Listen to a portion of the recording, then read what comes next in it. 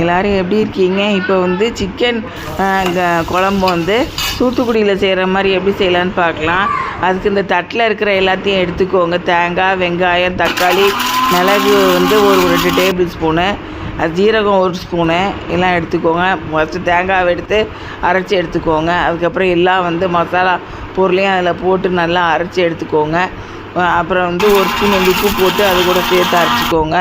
இது விருந்தினர் ஆட்சி சமையல் தமிழ். இது சப்ஸ்கிரைப் பண்ணுங்கள். நன்றி. இப்போ கடாயில் வந்து எண்ணெய் ஊற்றி 1.5 குழிக்கரண்டி ஊற்றி அரைச்சி வச்சு அந்த மசாலாவை எடுத்து அதில் போட்டுருங்க. போட்டுட்டு கேஸ் ஃப்ளேம் ஃபஸ்ட்டு ஃபுல்லாக வச்சு நல்லா கொதிக்க வச்சுட்டு அதுக்கப்புறம் சிம்மில் வச்சு நல்லா வந்து பதம் வந்து இந்த அளவுக்கு பதம் நல்லா ப்ரௌன் கலரில் வர அளவுக்கு நல்லா வதக்கி எடுத்துக்கோங்க. கேஸ் ஃப்ளேம் சிம்மில் வச்சு அதுக்கப்புறம் வந்து அதை இறக்கி வச்சுருங்க. அதுக்கப்புறம் இன்னொரு கடாயில் வந்து எண்ணெய் ஊற்றி வந்து நல்லெண்ணெய் 1 கரண்டி ஊற்றிட்டு அதுக்கப்புறம் வந்து சிக்கன் வந்து ஒரு 3/4 கிலோ வாங்கி வச்சுருக்கோம். அந்த உப்பு மஞ்சள் தூள் போட்டு நல்லா பரட்டி எடுத்துக்கோங்க. இந்த எண்ணெயில் வந்து கொதிக்க வச்சுட்டு கேஸ் ஃப்ளேம் மீடியத்தில் வச்சுட்டு அந்த சிக்கனை வந்து ஃபஸ்ட்டு 2 பக்கம் நல்லா வந்து வறுத்து எடுத்துக்கோங்க. அதுக்கப்புறம் அதெல்லாம் எடுத்து தனியாக ஒரு தட்டில் வச்சுட்டு அதுக்கப்புறம் வந்து அதே பேனில் வந்து வெங்காயம் 1 வெட்டி வெங்காயத்தை நல்லா வதக்கி எடுத்துக்கோங்க.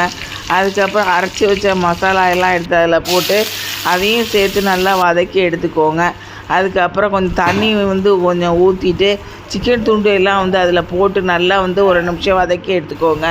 அதுக்கப்புறம் மிக்ஸி கழுவின ஜாரில் இருக்கிற தண்ணியையும் அப்புறம் இந்த கடாயில் இருந்த மசாலா வதக்கின தண்ணியை எடுத்து அதில் ஊற்றிடுங்க. ஊற்றிட்டு நல்லா வந்து கேஸ் ஃப்ளேம் ஃபுல்லாக வச்சு கொதி வந்தோடனே கேஸ் ஃப்ளேம் சிம்மில் வச்சு ஒரு 5 நிமிஷம் நல்லா கொதி வந்து அதுக்கப்புறம் இறக்கிடுங்க. இதை மாதிரி சமைச்சி சாப்பிட்டு தோசைக்கு சட்னி வச்சு சாப்பிட்லாம். இல்லைன்னா வந்து சாதத்துக்கு சாப்பிட்லாம். இந்த மாதிரி சமைச்சி சாப்பிட்டு உங்கள் கமெண்ட்ஸ் அனுப்புங்க. நன்றி.